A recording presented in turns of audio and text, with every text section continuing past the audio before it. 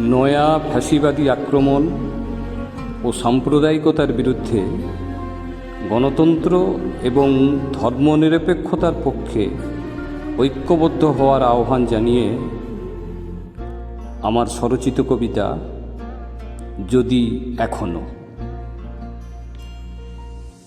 যদি এখনো তুমি ভারতবাসী হও, গুজরাট তাহলে তোমার স্বদেশ। গোধরায় কামরাবন্দি ঝলসানো সবগুলো আমার লজ্জা, আমার যন্ত্রণা, আমার কলঙ্ক। রাষ্ট্রীয় মদতে ভূমিকম্পের মতো ভয়ঙ্কর ফ্যাসিবাদী গণহত্যায় অতীত হয়ে যাওয়া কয়েক হাজার লাশের পাহাড়ে আমার বুক টনটনিয়ে উঠেছিল। সেদিন পরীক্ষাগার গুজরাট হলেও আজ তা ছড়িয়ে পড়ছে উত্তর, পূর্ব কিংবা দক্ষিণে। শয়তানের থেকেও ভয়ঙ্কর ফ্যাসিবাদের কুৎসিত ছবি আজ টাঙানো হয়েছে তোমার দরজায়।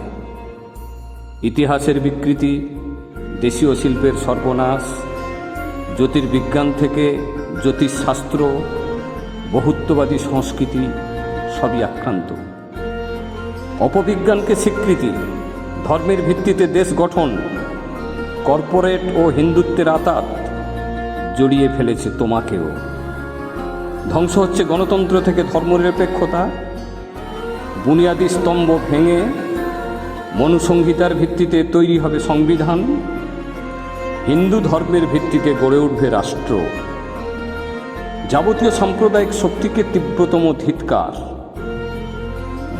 দেশ রক্ষায় তৈরি বাম, গণতান্ত্রিক, ধর্মনিরপেক্ষ দেশপ্রেমিকেরা দেশদ্রোহিতার বিরুদ্ধে এখন ঐক্যবদ্ধ, সতর্ক ও সচেতনতার সাথে সম্প্রীতির পক্ষে শুভবুদ্ধির সবাইকে এক লাইনেই দাঁড়াতে হবে।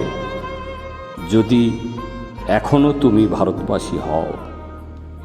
নমস্কার।